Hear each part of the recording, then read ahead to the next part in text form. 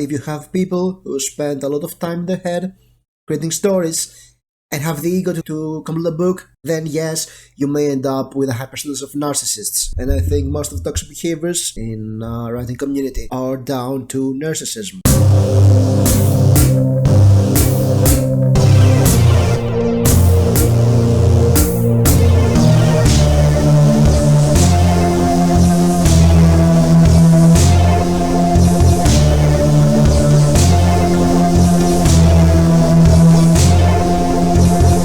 Alright, this is a new series of videos. It's about the toxic people in the author community and the types of toxic people you meet in author communities, how you identify and deal with them. And let me be honest about something. I'm not a mental health professional, so everything I say here is not reliable. But however, I have I've met a ton of writers. I've been managing and participating in author communities for more than 15 years, and I've met quite a few writers in my life. I have many writer friends, many acquaintances, and I've heard quite a lot of back channel talk about writers and all this tea stuff. You know how it goes. So I think I can speak about toxic author types with a bit of an authority. And today I'm going to start with a much hated member of toxic people in the author community, and that's the Leecher. Well, the Leecher is the type of author who is constantly asking for stuff but is never giving back anything to the community. I mean, it's a person who is begging for attention all the time, but it's not attention because he or she wants to be feel liked and wanted. It's attention because this person wants you to do his or her job. I'll use his because I'm thinking of a male person I've met.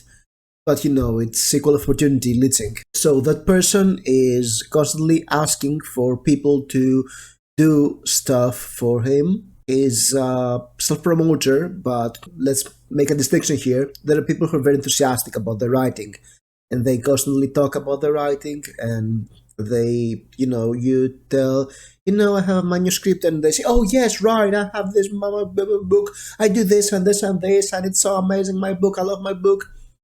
And sometimes they're overly enthusiastic. They're self-promoters, yes, but they're not necessarily leechers because they may be willing to help other writers with their writing. They may agree to better it for you, and they may agree to help you in some parts you may have problems or offer advice, even though they're very enthusiastic about their work. That's natural, that's not that bad. It can be annoying, I know, but it's not toxic exactly. A leader is somebody who will use every opportunity to promote themselves and their agenda. Well, agenda sounds a bit dark, but you may have a writing workshop when everybody reviews everybody else's manuscript, and you have the leader who will do the most lazy critique ever and use every opportunity to get the most out of the other reviewers.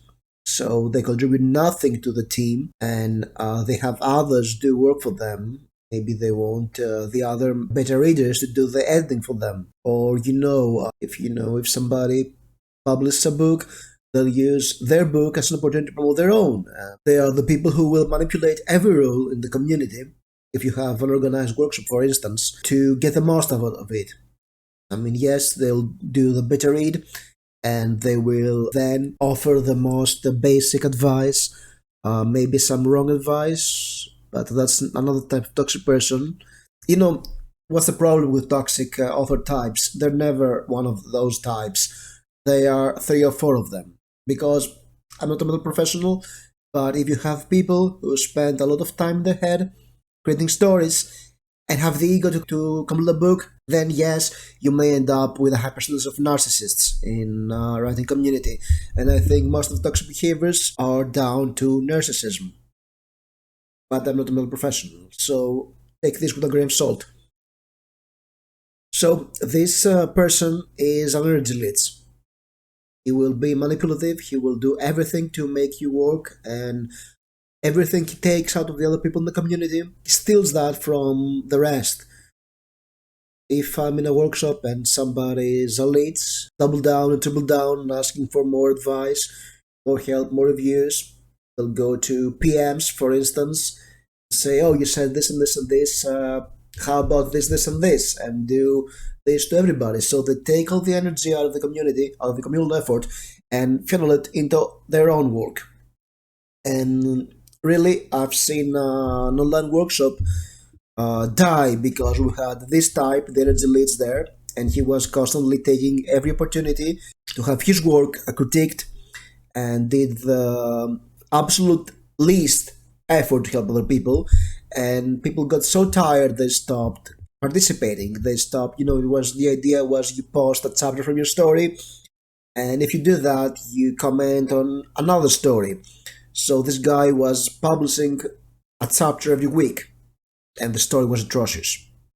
And people were so pissed, they were so bored with the fact they had to deal with the story with his character who was not that great, and his constant, his awful story, and they were start dipping out because they were too bored to do that. And this killed the entire mood. So if you have an energy leads, it's a good idea to have a very stern conversation with them and say that, yes, stop doing that, you take too much energy. The problem is that sometimes these people are not doing this consciously, or they feel entitled to it. So this may lead to a confrontation. So get ready for that, and if it gets to a point that's not bearable to compete with these people, you can put them out of the group or the community. Not the entire community, of course, but yes, out of the workshop you're doing, or the group or whatever, because that's boring for the rest of them. I mean, this person is stealing your own work, your own time, your own effort, your own goodwill to further their own work. And that's never good. They never give back. That's why they're toxic. And people don't often think about this case. But yes, the energy leads is one of the best candidates to kill a group, in my opinion. Also, when do you know when you are energy leads? Because there's a good chance that people don't understand that they're energy leads, and you're energy leads in a community when you feel the need to get critiques from everybody, even though you feel bored to do the same for them, when you feel that they should help you, when you think that, oh well, I won't edit this because Samantha in the group does that all the time. Why bother? Let him have it. Let her do that. Still do that. She likes to help people. It's no problem. Yeah, I mean, I don't know much about the history, but Eric is an expert on medieval history, so he'll point any inaccuracies. And yeah, John has this 8,000 word chapter I have to read for the next session, and oh, I don't have the time. I have to post about my book promote my book on Facebook and Twitter. So yes, I'll just do a quick pass, and yeah, it's okay, perfectly fine. That's all. If you think that way, you believe you may think that way. Yes, you're an elite, and you better try to stop doing that, because people will be tired of your shit, and you'll end up outside of the group or the community. Have you met any elites, and how do you feel about this? Hope you like this video. If you did like this video, press the like button, subscribe to the channel, and I'll see you soon in another video. Thank you for watching.